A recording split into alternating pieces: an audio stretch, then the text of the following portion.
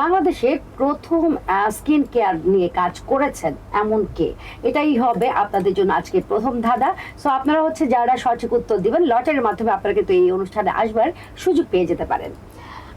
পৃথিবীতে আসলে skin care নিয়ে কে প্রথম কাজ করেছেন সেটা সঠিক তথ্য আমরা কিন্তু আসলে জানি না। ঠিক তেমনি বাংলাদেশেও প্রথম কে স্কিন কেয়ার বিশেষজ্ঞ ছিলেন সেটা নিয়েও আসলে দ্বিমত, অনেক অনেক মত পোষণ করা হয়। তারপরেও কিন্তু 1990 সালে যখন কানিজ আলমাজ খান পার্সোনা কে এস্টাবলিশ করলেন বা পার্সোনা তৈরি করলেন, তখন কিন্তু তাকে হচ্ছে নারী উদ্যোক্তা হিসেবে পরিচিত গণ্য বলে ধরা হয় এবং তাকেই কিন্তু বাংলাদেশের প্রথম হচ্ছে স্কিন কেয়ার বিশেষজ্ঞ উপাধি দেওয়া হয়। সো তারই ধারাবাহিকতায় আজকে কিন্তু আমাদের কাছে খুব ছোট্ট একটা, খুব সুন্দর একটা পুতুলের মতো একজন উদ্যোক্তা আছেন এবং একদমই কম বয়স, একদমই এনার্জেটিক, খুব চমৎকার একজন মানুষ। সে কিন্তু সেই স্কিন কেয়ার নিয়ে কাজ করছেন এবং সে আজকে আমাদের স্টুডিওতে আছে। শুধু দর্শক, দৈনিক কালের সমাজ এবং 21 সংবাদে দৈনন্দিন আয়োজন নারী উদ্যোক্তা সফলতার গল্পে আজকে আমরা হাজির হয়ে গিয়েছে। আমি রোমানা শিকদার এবং আমার সঙ্গে আছেন সেই চমৎকার বিউটি এক্সপার্ট এবং উদ্যোক্তা ইশরা মাহমুদ। তো আজকে তার জানা অজানা অনেক কথা জানবো, তার সম্পর্কে বিস্তারিত শুনতে এবং জানতে হলে চোখ রাখুন আমাদের সঙ্গে। আসসালামু আলাইকুম। ওয়ালাইকুম আসসালাম আপু, কেমন আছেন? আলহামদুলিল্লাহ ভালো আছি, তুমি কেমন আছো? আলহামদুলিল্লাহ ভালো আছি। আচ্ছা, আমি কিন্তু তোমাকে তুমিই বললাম কারণ তুমি অনেক ছোট। কোনো সমস্যা নেই। আচ্ছা, এবার একটু বলো যে তুমি প্রথমে আমরা তোমার জন্ম থেকে শুরু করি, যে তোমার জন্ম কোথায়, কিভাবে কতটুকু পড়ালেখা করেছো, কিভাবে বড় হয়েছো, এই ব্যাপারটা ছোট করে একটু বলবা আমার দর্শকদের দিকে তাকিয়ে। আসসালামু আলাইকুম, আমি ইসরা মাহমুদ আর আমার বর্তমান বয়স হলো 21 বছর এবং আমি পড়াশোনা করছি ঢাকা সেন্ট্রাল ইউনিভার্সিটিতে মনোবিজ্ঞান বিষয়। চমৎকার। আচ্ছা ইসরা, এখন আমাকে একটু জানাও যে তুমি এই যে এখন যে উদ্যোক্তা বা হচ্ছে বিউটি এক্সপার্ট যে তুমি কাজ করছো, তোমাকে ছোটবেলায়, একদম ছোটবেলায় মনে হতো যে আমি এরকম বড় হয়ে বিউটি এক্সপার্ট হবো, এরকম কিছু? হ্যাঁ অবশ্যই ইচ্ছা ছিল। আমি মানে অনেক ছোটবেলা থেকে, যখন আমি ক্লাস 9-এ পড়ি, আমি তখন থেকে নিজে নিজে স্কিন কেয়ার করতাম। তোমাকে সব ন্যাচারাল কাকে বলে, হ্যাঁ দর্শকরাও জানুক যে ও কত ছোট বয়স থেকে কাজ করতো। যখন আমি ক্লাস 9-এ পড়ি তখন থেকে, তখন থেকে আমি মানে চেষ্টা করতাম সবসময় ন্যাচারাল উপায় নিজের স্কিন কেয়ারটা করার। আচ্ছা আচ্ছা, অর্গানিক ওয়েতে। যেমন আমি সকালে ঘুম থেকে উঠে বেসন দিয়ে মুখ ধুতাম, কোনো প্রকার ফেস ওয়াশ ছাড়া। আচ্ছা আচ্ছা, ফেস ওয়াশ বা এসব কিছু ছাড়া। তার মানে তুমি ছোটবেলা থেকেই মানে তোমার ইচ্ছা ছিল তুমি বড় হয়ে একজন বিউটি এক্সপার্ট হবে, কারণ তুমি তোমার স্কিন কে তোমার মানে আসলে থাকে না, আমরা তো নারী মাত্রই হচ্ছে একটু সৌন্দর্য পিপাসু। এটা আসলে নারী মাত্রই না, মানুষ মাত্রই সৌন্দর্য পিপাসু। আমরা হচ্ছে সুন্দর, যে কোনো কিছু এই সবার চোখে সুন্দর লাগে। সো তখন থেকে ইশরা একদম ছোট বয়স থেকে সে চিন্তা করতো সে একজন বড় হয়ে বড় একজন স্কিন কেয়ার বিশেষজ্ঞ হবে এবং বিউটি এক্সপার্ট হবে। সো তারই সেই লক্ষ্যে কিন্তু সেই ক্লাস 9-এ থেকে ইশরা হচ্ছে নিজের সাবান নিজে তৈরি করে। এটা চিন্তা করে কত বড় একটা বিষয়। একটা ছোট মানুষ ক্লাস 9-এ, কতটুকু একটা বাচ্চা, সেই অতটুকু বাচ্চার মাথায় এসছে যে না, তার স্কিন কেয়ারের জন্য তার অবশ্যই কোনো কেমিক্যাল যুক্ত সাবান সে ইউজ করবে না, সে অর্গানিক ওয়েতে নিজের জন্য, নিজের স্কিন কেয়ারের জন্য সে প্রথম সাবান তৈরি করে। এবং সেই থেকেই সে যখন ওইটায় ব্যাপক সাফল্য পেল এবং নিজে যেহেতু ব্যবহার করেছে, সে তখন থেকে চিন্তা করেছে যে এটা আমি আমার হচ্ছে ক্লায়েন্টদের দিব, বা যারা হচ্ছে আমরা কেমিক্যাল দিয়ে মুখ পুড়িয়ে ফেলছে, হাত পা পুড়িয়ে ফেলছে, তাদের জন্য ও হচ্ছে কাজ করবে। চমৎকার। আচ্ছা আমি একটু বলি ইশরা, যে তুমি যখন সাবান তৈরি করলে, তো ওইটা যখন তুমি ইউজ করলে, ইউজ করার পরে তুমি যখন হচ্ছে ধরো একটা পরিবর্তন নিশ্চয়ই দেখেছো, তো এই ব্যাপারটা একটু বলো যে তোমার কেমন লেগেছিল ওই সময়টা? অসংখ্য ভালো। আর আমি তো প্রথমে আপু নিজে নিজেই তৈরি করতাম। কেমন ভাবি, যেমন প্রথমে আমার মনে আছে যে সাবান, আমরা যখন সাবান তৈরি করি একটা সোপ বেস প্রয়োজন হয়, কিন্তু আমি তো তখন ওই সময় ছোট ছিলাম এবং প্রশিক্ষণ প্রাপ্তও ছিলাম না। সো আমার কাছে সেই জিনিসটা ছিল না। পরে কিভাবে কি করা যায়, বাংলাদেশে কসকো সাবান আছে যেটা গ্লিসারিন সোপ, ওটাকে আমি ডাবল বয়লারে গলিয়ে তারপরে ওখানে আমি যত ধরনের ন্যাচারাল উপাদান আছে সব দিতাম। যেমন ফর্সা করে শঙ্খ গুঁড়ো, তারপরে বেসন, চন্দন, মুলতানি মাটি, এগুলো দিয়ে আমার কাছে মোল্ডও ছিল না সেই সময়, আইসক্রিমের বক্সে আমি ওটাকে রাখতাম, সেট করতাম। 3-4 ঘন্টা পরে একটু সাবান হয়ে যেত। ওটা আমি প্রথমে নিজে নিজে ইউজ করতাম। তো পরে ফ্রেন্ড সার্কেলের মধ্যে সবাই বলতো যে কি ব্যাপার, অনেক সুন্দর হয়ে যাচ্ছিস, অনেকে করছিস, কিভাবে স্কিন কেয়ার করা যায় সেটা একটা করতাম। আর আমি আসলে ছোটবেলা থেকে একটু বেশি সাজসজ্জাটা বেশি পছন্দ করতাম। আচ্ছা। মানে ইচ্ছা ছিল কি করে সুন্দর হওয়া যায়, কি করে প্রপার স্কিন কেয়ার করা যায় নিজের, এরকম করতে। তো বাণিজ্যিকভাবে করার ইচ্ছাটা তখনই জাগে, একবার আমার এরকম হয়েছিল। তো নিজে ঈদের সালামি পেতাম, যেখান থেকে টাকা পেতাম, টাকা পয়সা জমে আমি একবার একটা নাইট ক্রিম নিয়েছিলাম। সবাই বলতো এটা মানে কি কোরিয়ান ডল ক্রিম। আচ্ছা আচ্ছা, ভালো কথা। দর্শকদের একটু বলো, দর্শকরা মনোযোগ দিয়ে শুনবে, কারণ তুমি কি কি সাফার করেছো। জি, তো কোরিয়ান ডল ক্রিম ছিল সেটা। তো সবাই বলতো যে এটা অনেক ফর্সা করে স্কিনটাকে হেলদি করবে, ভালো কথা। তা আমি ব্যবহার করলাম, প্রথম 3টা মনে হয় ব্যবহার করেছি। তো ব্যবহার করার পর আমি যখন ছেড়ে দেই, আমার স্কিনে খুবই বাজে অবস্থা। মানে 1 সপ্তাহের মধ্যেই মানে স্কিনটা যেমন মানে পুড়ে গেলে যেমন থাকে না, সেই রকম। আচ্ছা আচ্ছা, খুবই বাজে অবস্থা আমার স্কিনের। তো সেখানে আমি ডাক্তার দেখাই, তারপর অনেক কিছু করি, কিছুতে ভালো হয় না। পরে মানে আমার আম্মু বলেছিল যে গ্লিসারিন আর গোলাপ জল ওটাকে মিক্স করে মুখে দিলে অনেকটা উপকার পাওয়া যাবে, কারণ গ্লিসারিন ন্যাচারাল ভাবে স্কিনটাকে ঠিক করে যে কোনো সমস্যা থেকে। স্কিনের যে কোনো সমস্যার জন্য কিন্তু মানে গ্লিসারিনটা বেস্ট গোলাপ জলের সাথে। চমৎকার একটা টিপস কিন্তু পেয়ে গেলেন। জি, তো আমি প্রথমে ওটা ইউজ করতে থাকলাম, 1 সপ্তাহের মধ্যে আলহামদুলিল্লাহ আমার সেই জিনিসটা চলে যায়। বাহ। এবং কি ন্যাচারাল একটা গ্লো আসে ভিতর দিক থেকে, এবং কি আরো একটু পিম্পলের মানে প্রবলেম ছিল, র্যাশ হতো, সেগুলোও ঠিক হয়ে যায়। তো তখন থেকে আমার মনে হয় যে আমি skin care, organic skin care নিয়ে কাজ করব।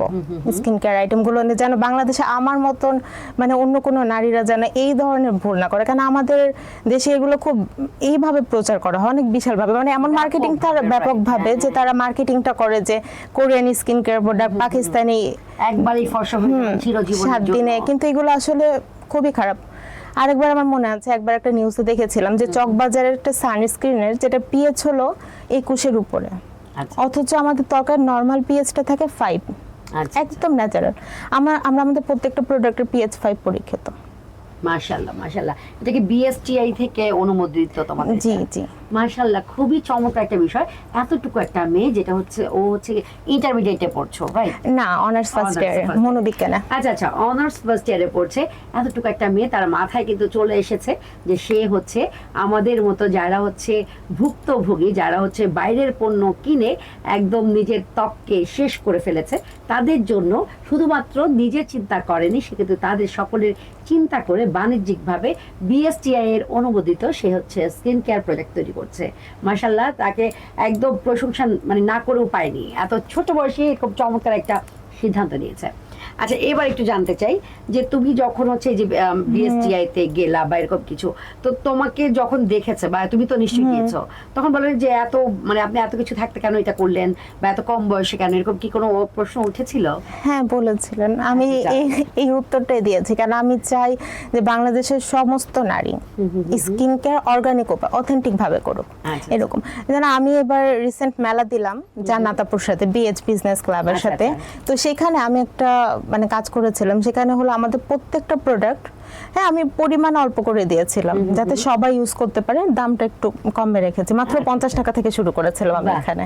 আচ্ছা। কেন আমি চাই কি ছিল 50 টাকায় কি পাওয়া যেত? 50 টাকায় যেটা আমাদের সাবান, গোট আচ্ছা। মিল্ক স্যাফরন সোপ, তারপর pimple out soap, orange soap, strawberry soap, মানে এটা সবগুলো হচ্ছে just as a gift of মানে Gift টোকেন of- অফ হ্যাঁ। লাভ, হ্যাঁ টোকেন অফ। মানে আমি চিন্তা করেছিলাম, আমার মাথায় এটাই এসেছিল যে অনেকে আছে যে স্টুডেন্ট বা গৃহিণী, আবার এই যে আমাদের মানে অনেকে হেল্পিং হ্যান্ড থাকে যাদের এত থাকে না, কিন্তু তারা করে কি যে লতা হালবার, আচ্ছা তারপরে গৌরী ক্রিম যত ধরনের আছে এগুলো তারা ইউজ করে, কারণ রিজনেবল প্রাইসে পেয়ে যায়।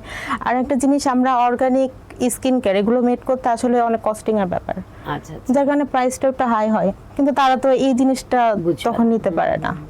তো যার কারণে আমি এবার হ্যাঁ পরিমাণ অল্প দিয়েছি, কেন স্কিন কেয়ার একেবারে না করার থেকে করা কিছুটা ভালো। আচ্ছা আচ্ছা। 7-8 দিন ব্যবহার এটা তুমি, করুক। কবে থেকে শুরু করেছো এটা?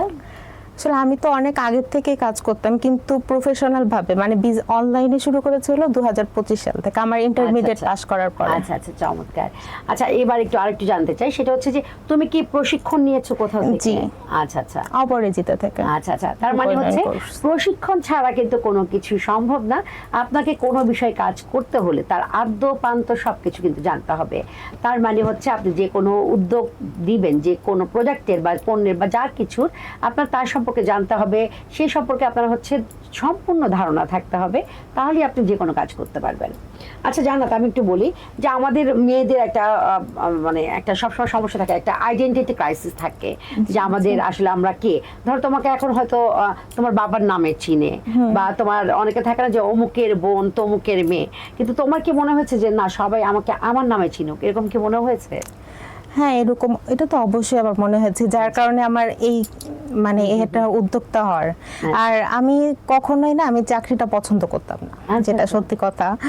কেন আমার মনে হতো আমি যে পর্যায়ে যাই বাংলাদেশে, আমি আমার আমার পরিবার থেকে অনেকের ইচ্ছে ছিল, বেশিরভাগ আমার মায়ের আমার বাবার ইচ্ছে ছিল যে আমাকে বিসিএস ক্যাডার করে বড় অফিসার তৈরি করে। কিন্তু তারপর আমার এটা মনে হয়েছে যে আমার উপরে তো কেউ না কেউ থাকবে, তাকে আমার কৈফিয়ত দিতে হবে, আমার তার কথাই চলতে হবে। যত বড় পোস্টে যাক বাংলাদেশের, তার উপরে তো কেউ না কেউ আছে। কিন্তু আমার এই জিনিসটা কখনোই ভালো লাগে না। আমার মন চায় আমি নিজে কিছু করব, আমার নিজের একটা পরিচয় থাকবে। তারপরে আর সবসময় একটা ইচ্ছা ছিল যে আমি এমন কোনো কাজ করব যেটা মানে মানুষের উপকার হবে সবসময়। যেমন আমি সবসময় মানে আমার কাস্টমার আপু, আমার বর্তমানে 15 জন আপু আছে, আমি হিসাব করেছি, যারা আমার রিপিট কাস্টমার, এবং কি যারা আমার বোনের মতন টোটালি। এবং আমি তাদের সাথে কথা বলি ওরকমই। এমন আছে যে আমি মানে ফোনে তাদের সাথে আধা ঘন্টা কথা বলেছি, এক আপু আছে আমার। এবং এমনও হয়েছে যে অনেকে বলে যে না এত মানে বিজনেস পেজে ভয়েস তো নাকি যায় না, ভয়েসে কথা বলা যায় না, আমাকে অনেকেই বলছে। না আমি তাদের সাথে ভয়েসেই কথা বলি, কেন তাদের সমস্যা শুনি, কিভাবে কি করলে হবে, অনেক টিপস দেই। দারুণ দারুণ। আপনি দেখেন যে সে এত চমৎকার করে তার বিজনেসকে অনলাইন পেজ যেটা সেটাকে রান করছে। কারণ আমরা কিন্তু বিজনেস পেজে আসলে সাধারণত কাস্টমারের সাথে অত বেশি কথা বলা হয় না, কিন্তু ইসরা কি করছে তার ক্লায়েন্টকে সন্তুষ্ট করার জন্য এবং তাদের সমস্যাগুলো মনোযোগ দিয়ে শুনছে এবং সেই মতো সমাধান দিচ্ছে। এটা কিন্তু খুব রেয়ার, এটা মানে এটা তোমার আসলে প্রশংসার যোগ্য, তোমার প্রশংসনীয় কাজ করছো। আমি আপু শুধু এটাই করি না, যেমন অনেকে আমার অনেক কাস্টমারদের আছে, এটা আমার মনে হয় যে কেউ করে না বাংলাদেশে, আমি করি। তারা করে কি, যে কোনো মনে করেন আমাদের নাইট ক্রিম গেল বা একটা ফেস ওয়াশ গেল, যেটা অনেকের হতে পারে যে অনেকের, যেমন জাফরানটা অনেকে শুট করে না। আমরা যে জাফরানটা ব্যবহার করি একদম খাঁটি যে ইরানি জাফরানটা, ওটা ইম্পোর্ট করা, ওটা জাফরানের তো অনেক দাম। হ্যাঁ, ওটা 1 গ্রামটা আমার 600 টাকা পড়ে জাফরানে। অথচ 35 টাকা জাফরানও আছে, কিন্তু আমি একদম ভালোটা, কারণ আমি মানে কি বলবো, আমি কোয়ালিটিতে অনেক বেশি বিশ্বাস করি, ফোকাসটা আমি ওখানে রাখি। তো ওই জাফরান অনেক আপুদেরই আছে শুট করে না, কিন্তু তারা মনে করেন আমার থেকে কিনে নিল প্রোডাক্ট, কিন্তু ব্যবহার করে বলছে যে আপু আমার সমস্যা হচ্ছে, বা আমি মানে তখনই বলি যে না আপু ব্যবহার করবেন না, রেখে দেন, আপনি পাঠিয়ে দেন আমার কাছে, আপনার যেটা শুট করবে আমি আপনাকে সেটাই দেবো। আচ্ছা, তো ওই পণ্যটা তুমি আবার নিয়ে আসো? হ্যাঁ, আমি নিয়ে আসি, বা আমার কাছে মার্চেন্টের মাধ্যমে পাঠিয়ে দিল, আমি সেটা আবার তাকে তার যেটা শুট করবে আমি সেটা দিলাম। বাহ, এই বিষয়টা আসলেই সত্যি প্রশংসার দাবিদার যে ইসরা এতটুকু বয়সে সে কিন্তু এত কিছু মেনটেন করছে, একজন ক্লায়েন্টের সুবিধা অসুবিধা দেখছে। সো আমার মনে হয় ইসরা খুব কম সময়ের মধ্যে খুব অনেক দ্রুত অনেক মানে উচ্চ মাকাবে যেতে পারবে। আচ্ছা, হ্যাঁ, ইনশাল্লাহ। আচ্ছা ইসরা, আমি এবার জানতে চাই যে তুমি যখন কোর্সগুলো করেছো, তোমার কি মনে হয় যে তোমার আরো কোর্স করা উচিত? অবশ্যই। রিসেন্ট আমি একটা করলাম, সেটা হলো ন্যাচারাল পারফিউম, এবং আমাদের মোহিনীর 3টা ফ্লেভারের পারফিউম আছে, বডি মিস্ট আছে, একটা ছেলেদের আছে আর 2টো মেয়েদের। পারফিউম নিয়ে কোর্স করেছি। রিসেন্ট আরেকটা করলাম, সেটা হলো সাবান নিয়ে, ফ্রুটস দিয়ে। যেমন আমাদের এখন বর্তমানে 2টা সাবান আছে, স্ট্রবেরি সোপ আর একটা অরেঞ্জ সোপ। এগুলো একদম ফ্লেভার দিয়ে তৈরি। চমৎকার। সো ইসরা কিন্তু কি করছে, তার স্কিল ডেভেলপমেন্টের উপরেই আছে, সে কিন্তু প্রশিক্ষণের উপর প্রশিক্ষণ নিচ্ছে, কারণ সে চায় আরো বেশি জানতে আর তার ক্লায়েন্টদের একদম ভালো থেকে ভালো সবচেয়ে ভালো প্রোডাক্টটি দিতে। চমৎকার ইসরা, অনেক ভালো লাগছে এই কথাগুলো শুনে, কারণ আমাদের দেশে হয় কি যে কেউ যখন একটা কিছুতে নাম করে ফেলে তখন হচ্ছে কোয়ালিটিটা হচ্ছে ড্রপ করে ফেলে। হ্যাঁ, তো আমার মনে হয় তুমি যদি এরকম কোয়ালিটিটা ধরে রাখো তুমি অনেক দূর যেতে পারবে ইনশাআল্লাহ। আচ্ছা ইসরা, আমি এবার একটু জানতে চাই যে পড়ালেখার পাশাপাশি, ধরো তুমি তো এখন পড়ালেখা করছো, তোমার ইউনিভার্সিটি যেতে হচ্ছে, তারপরে হচ্ছে যে এই সাবান মেক করছো বা পারফিউম করছো, তো তুমি তোমার সময়টাকে কিভাবে ডিভাইড করো বা কিভাবে মেইনটেইন করো? আমি আসলে সময় নষ্ট করি না, এটা ঠিক, মানে যতটুকু সময় থাকে আমি একটু বলো, সুন্দর করে বলো, যাতে তোমার বয়সে সবাই একটু বুঝে যে না, হ্যাঁ আসলে আমার বয়সে অনেকে আছে রিলস দেখে শুয়ে শুয়ে, রাইট, কিন্তু আমি আমার মনে হয় না আমি লাস্ট কবে রিলস দেখেছি আমার মনে নাই। আমি যতটুকু সময় পাই আমি চিন্তা করি কি করে আমার মানে কাজটাকে আরো বেশি ডেভেলপ করা যায়, সেটাই করি। তারপরে এটাকে একটা রুটিন মাফিক জীবনটাকে মেনটেন করি। তারপরে রেগুলার তো ভার্সিটি যাওয়া তো আছে, সে সাথে পড়াশোনা সবকিছু। তবে একটু খাটনিগুলো হয় যখন মেলার সময়গুলোতে থাকে, সেগুলো ওই সময় একটু টাইমটা আসলে ম্যানেজ করা খুবই টাফ আমার জন্য, বাট তাও করি। কি চমৎকার করে বলেছে, তার মানে উঠে এসেছে যেটা, সেটা হচ্ছে আপনাকে ডিসিপ্লিন একটা লাইফ লিড করতে হবে। তা না হলে কোনো কিছুতেই আপনি কোনটা রেখে কোনটা করবেন যদি আপনি সময় মতো সব কাজ না করেন। এই কারণে আমরা সবাই বলি না যে কাল বলে কিছু নেই, আজই সব করুন, এরকম একটা কিন্তু প্রবাদ আছে। তো আমরা কিন্তু সব কিছুকেই সাধারণত আমরা বলি কালকে করব। তো ওই যে অনেকে বলে না কাল কি আগের কি কাল বাঘে খাইছে, এরকম একটা কথা কিন্তু আছে। তো আপনারা ইশরা যেটা করেছে এতটুকু বয়সে, সে বেশ নাম কামিয়েছে এবং সঙ্গে কিন্তু তার হচ্ছে আত্ম উন্নয়ন করে ফেলেছে, তার কর্মসংস্থানের ব্যবস্থা করেছে, সে স্বাবলম্বী হয়েছে। সো আমার মনে হয় আপনারা যারা ইশরার বয়সে আছেন বা তার থেকে বড় বা ছোট যে বয়সে হন না কেন, আপনি যদি নিজের আইডেন্টিটি চান, আপনি যদি চান নিজেকে স্বাবলম্বী হিসেবে তৈরি করতে এবং যদি চান আপনি কারো অধীনস্থ হয়ে কাজ করবেন না, তাহলে ইশরার মতো পদক্ষেপ নিতে পারেন। আমি একটু জানতে চাচ্ছি যে আমি একজন নতুন উদ্যোক্তা হিসেবে তোমাকে আসলে কি কি প্রতিকূল অবস্থার মধ্যে যেতে হয়েছে? মানে তোমার অনুকূলে তো তোমার বাবা মা নিশ্চয়ই সাপোর্ট দিয়েছে, কিন্তু তোমার মানে প্রতিবন্ধকতা যেটা, সেটা কি তুমি পেয়েছো এরকম কোনো প্রতিবন্ধকতা? কিছু তো পেয়েছি, কেন আসলে আমাদের সমাজে এখন পর্যন্ত যে মেয়েরা যে মানে কিছু করবে, নিজে কিছু করবে, উদ্যোক্তা হবে, এটা আসলে এখন অব্দি অত প্রচলন নাই। মানুষ সবাই মনে করে কি যে পড়ালেখা করছে, চাকরি করবে, ডিগ্রি নেবে, অনার্স কমপ্লিট করবে, মাস্টার্স কমপ্লিট করবে, চাকরি করবে। কিন্তু নিজে যে কিছু করবে এই ক্ষেত্রে আসলে অনেক এখন অব্দি আমাদের সমাজ অনেক বেশি টাফ। যেমন আমি যখন কিছু করতে শুরু করি তখন অনেকেই দেখা যাবে হাসাহাসি করতো যে কি করবে জীবনে, আরে বাবা এতটুকু বয়সে কিভাবে কি করবে। তারপরে এমন অনেক সময় আছে যে আমি যখন মানে মেলাগুলোতে যাই, মেলাতে যখন আমি বসে অনেকে আমাকে দেখে পিচ্ছি মানুষ কি করবে ধর। তারপর আরো একটা আছে যে মানে আমাদের দেশে যে মানে কেমিক্যাল প্রোডাক্টগুলোর এমনভাবে মার্কেটিং করা হয়, আমি যখন বলি যে আমার এটা অর্গানিক, তো অনেকে এসে বলে যে একবার আমার একটা মনে আছে যে একবার একটা মেলাতে আমার এক কাস্টমার আমার ফেস ওয়াশ আমাদের ওই ফেস ওয়াশ হাতে নিয়ে নেড়েছে কতক্ষণ বলছে যে এটা কোন ব্র্যান্ডের, বলছে এটা আমার ব্র্যান্ডের মোহিনীর। তো উনি মানে খুব এইভাবে রেখে দিচ্ছে সেটাকে লাগে একটা ছুঁড়ে ফেলার মতন। আচ্ছা আচ্ছা। তো দেখে বলছে যে এটা কোনো ব্র্যান্ডের জিনিস না, আমি বলছি এটা তো ব্র্যান্ডের। তো উনি মানে খুব এইভাবে চলে গেছে, মানে লাইক উনি ভেবেছিলেন যে কোনো ল্যাকমি বা হুদা বিউটি বা ওইরকম এই টাইপের কোনো ব্র্যান্ড হবে। তুমি বলতা যে হ্যাঁ আপু এরকম নিশ্চয়ই হবে, ইন ফিউচারে নিশ্চয়ই মোহিনীও এরকম ন্যাচারাল মতো হবে ইনশাআল্লাহ, এবং কি ন্যাচারাল ভাবে, রাইট, হ্যাঁ ন্যাচারাল ওয়েতে। সো এটা আসলে আমাদের ধ্যান ধারণা, আমাদের চিন্তা ভাবনার সংকল্পতা মানে সংক্ষিপ্ততা। আমরা আসলে বড় অনেক দূর চিন্তা করতে পারি না, আমাদের সমাজটা আসলে ওইভাবেই তৈরি করা। কিন্তু নারীরাও যে অনেক কিছু করতে পারে বা একটা ব্র্যান্ড তৈরি হতে তো একটু সময় লাগবে। সো আমাদের সবাইকে সহযোগিতার হাত বাড়িয়ে দিতে হবে। আচ্ছা আমি এবার একটু জানতে চাই মোহিনী, সরি ইশরা, আচ্ছা মোহিনী নামকরণটা কেন করলে এটা একটু বলো। আসলে এটা আমার বাবা ঠিক করেছে মোহিনী নাম। আচ্ছা আচ্ছা, মানে মোহিনী নামের অর্থটা কি? আসলে যদিও এটা আমাদের সাথে যায় না, বাট হিন্দু পুরাণে হলো সৌন্দর্যের দেবী মোহিনী।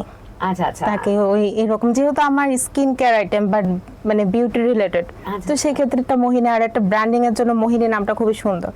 আমার প্রথমে ইচ্ছা ছিল যে সাবাস ফ্যাশন বা সাবার দে এরকম কিছু একটা নাম রাখবো, বাট বাবা পরে বলেছে যে তুমি একটা ব্র্যান্ড করতে গেলে তোমার এই টাইপের নামগুলো খুবই ভালো। তো সেই ক্ষেত্রে অনেকগুলো নাম বলেছিল, তার মধ্যে আমার মোহিনীটা বেশি পছন্দ আছে। মোহিনী চমৎকার। আমাদের নারীদের সাথে মোহিনীটা বেশি, আমরা সব নারীর এক একজন মোহিনী। খুব চমৎকার। ও এতটুকু বয়সে আসলে ওর পরিপক্কতা দেখে আমি আসলে অবাক হচ্ছি। মাশাআল্লাহ, অনেক অনেক দোয়া ইশরার জন্য। ইশরা এবার একটু জানতে চাই যে আমাদের হচ্ছে কালের সমাজ আমাদের হচ্ছে গোপনে গোপনে অনেক অনুসন্ধান করে বের করেছে তুমি খুব ভালো গান করো। তো তারই ধারাবাহিকতা আমাদের একটু দু লাইন একটু যদি তুমি শুনিয়ে দিতে অনেক ভালো লাগতো। কত ভালো গান করি না আপু, যে যেমনই হোক, এখানে এত গান রিলেটেড কোনো অনুষ্ঠান না, তো তুমি তোমার মতো গাইতে পারো। জানি না আমার গান শুনে দর্শকরা কি মনে করবে, তাও ঠিক আছে বলছি। তোমারই পরশে জীবন আমার গো ধন্য হলো, তুমি যে আমার চির আশার আলো, তুমি যে আমার চির আশার আলো, তোমারই পরশে আর পারবো না। চমৎকার, তুমি অনেক মিষ্টি করে গান করো, মাশাআল্লাহ, খুবই ভালো লাগলো। আচ্ছা ইশরা, আমি এবার একটু তোমার ইয়াতে চলে যাই, একটু ব্যক্তিগত প্রশ্ন। সেটা জি, হচ্ছে যে অবশ্যই। তোমার হচ্ছে ধরো মানে আগামী কত বছর পরে তোমার হচ্ছে বিয়ে করার ইচ্ছা আছে? আসলে অনেকে অনেক কথা বলে, বাট কালের সমাজকে আমি আমার গোপন কথাটা বলেই দিলাম। আমার আসলে ইচ্ছা আছে যেদিন বসুন্ধরা সিটি কমপ্লেক্সে মোহিনীর একটা আউটলেট হবে, আমি সেদিন বিয়ে করবো। চমৎকার। তো আমরা দ্রুত দোয়া করি যে বসুন্ধরা শপিং মলে মোহিনীর একটা চমৎকার একটা বড় একটা আউটলেট হোক, আমাদের সেই শুভকামনা রইল। এবং আমরা তখনই দাওয়াত খেতে চলে যাব, ইশরার বিয়ের দাওয়াত।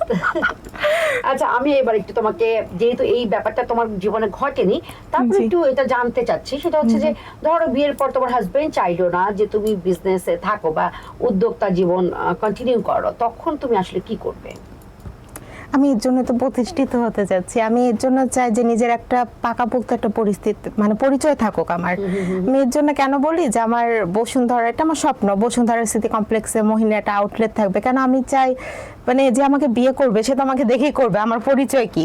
তখন আচ্ছা, আচ্ছা। ততদিনে আল্লাহ দিলে মোহিনী একটা ব্র্যান্ড হবে, আমি একটা ব্র্যান্ড অনার হিসেবে থাকবো। সে তো সাধারণ ইসরাকে বিয়ে করবে না, মোহিনীর ব্র্যান্ড অনারকে বিয়ে করবে। চমৎকার। সো আমার মনে হয় না যে আমাকে আমার কাজের ক্ষেত্রে কিছু বলার তার কোনো বাধা আসবে বা কিছু। অদ্ভুত সুন্দর, আমি খুবই খুবই অবাক হয়েছে ওর এই উত্তরটা শুনে। আমি আসলে দেখতে চাচ্ছিলাম যে ও আসলে কি বলে, এবং এত চমৎকার ভাবে এই জায়গাটা ও উত্তীর্ণ হয়ে গেছে, খুব চমৎকার করে উত্তর দিয়েছে। আপনারা দেখেন যে মানুষের যখন আত্মবিশ্বাস থাকে তখন মানুষ কোথায় উঠে যায়, তার আত্মবিশ্বাস, ইসরার আত্মবিশ্বাস দেখেন ইসরাকে একটা অনন্য জায়গায় নিয়ে গিয়েছে।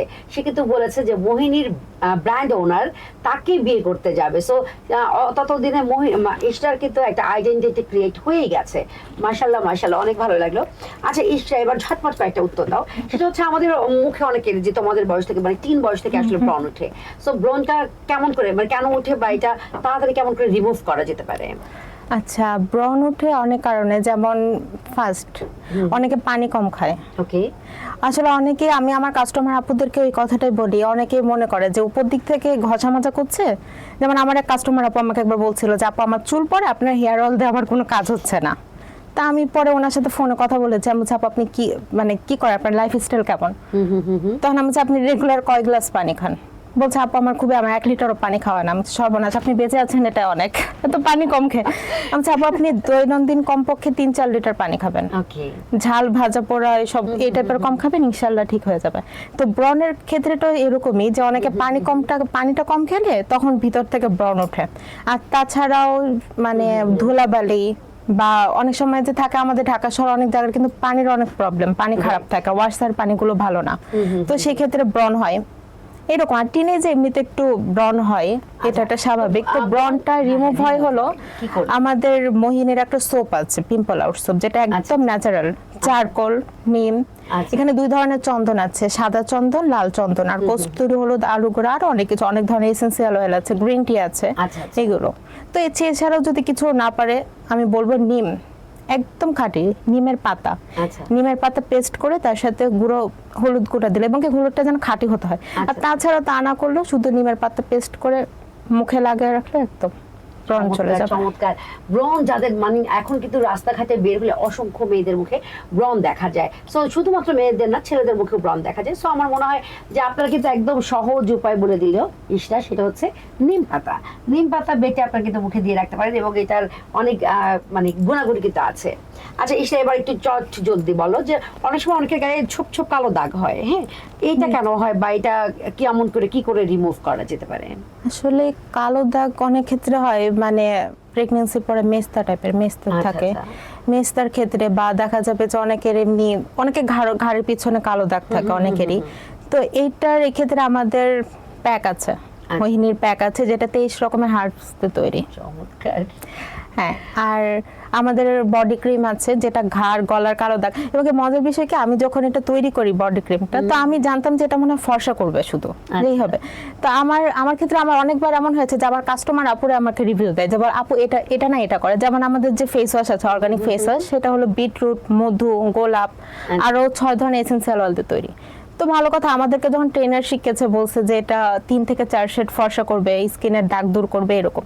তা আমার এক কাস্টমার আপু, সে আমার প্রথম কাস্টমার, সে অনলাইনে।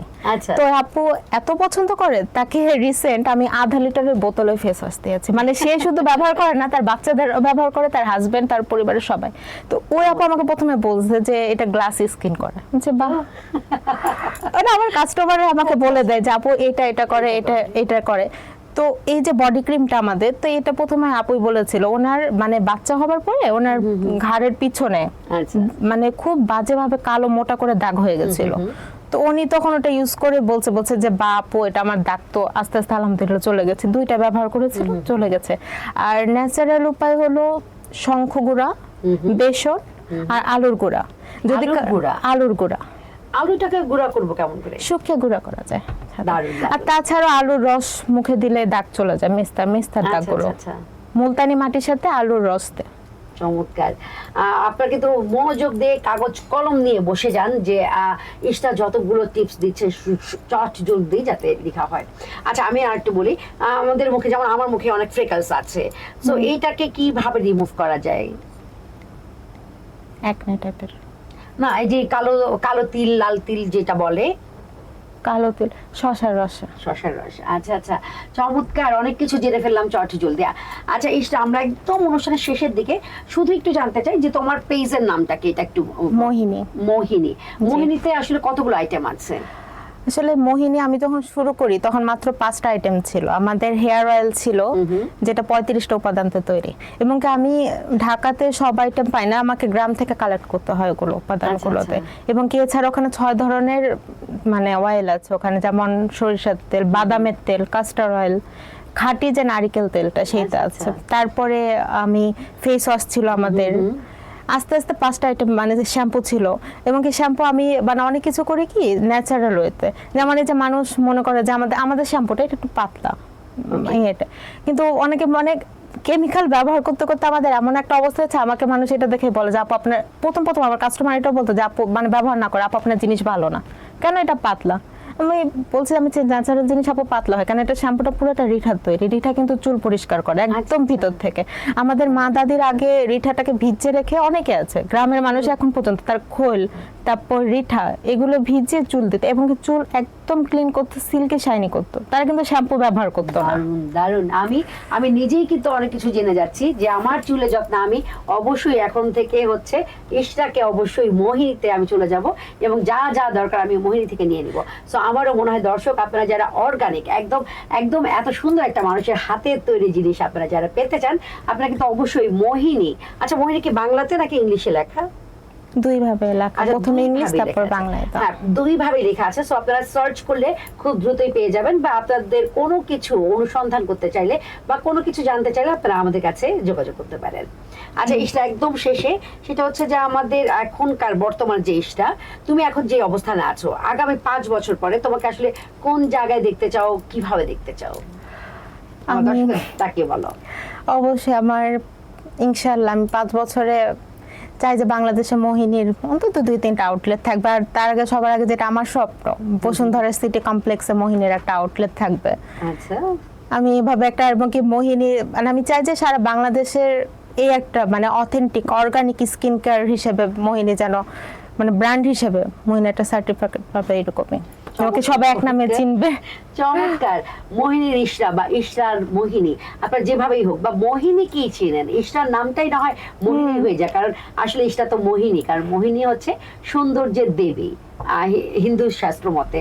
সো ইশরাকে কিন্তু মোহিনী বলাই যায় অনায়াসে, কারণ সে বেশ সুন্দরী মাশাআল্লাহ।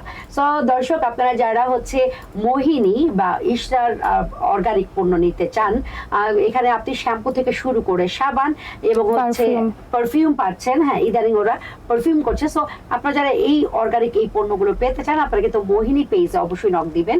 আর হচ্ছে অন্য কোনো অনুসন্ধান থাকলে আপনারা তো মোহিনী পেজে আপনারা কিন্তু ইশরার সঙ্গে কথা বলতেই পারছেন, সেটা কিন্তু শুনেছেন পেরেছেন, কারণ ইশরা কিন্তু সরাসরি ক্লায়েন্টের সঙ্গে কথা বলেন, সো এটাই অনেক বড় একটা বিষয়, বড় একটা পাওয়া। সো আপনার দর্শক আমরা এখানে শেষ করছি। ইশরা, থ্যাংক ইউ, তোমার মূল্যবান সময় আমাদের দিয়েছো, thank you very much. Thank you আপু আপনাকে, থ্যাংক ইউ কালের সমাজকে আমাকে আপনি এই সম্মানটা দেওয়ার জন্য থ্যাংক ইউ, অনেক ভালো লাগলো। Thank you. শুধু দর্শক আপনারা যারা দৈনিক কালের সমাজ এবং 21শে সংবাদের দৈনন্দিনের আয়োজন নারী উদ্যোক্তা সফলতার গল্পে আসতে চান, আপনারা অবশ্যই আমাদেরকে ইনবক্স করে দিবেন এবং আপনাদের মূল্যবান মতামত দিতে একদমই ভুল করবেন না। সো আজকে এই পর্যন্ত, সবাই সুস্থ থাকুন, ভালো থাকুন, আমাদের সঙ্গেই থাকুন। আল্লাহ হাফেজ, আসসালামু আলাইকুম, শুভ বিকেল।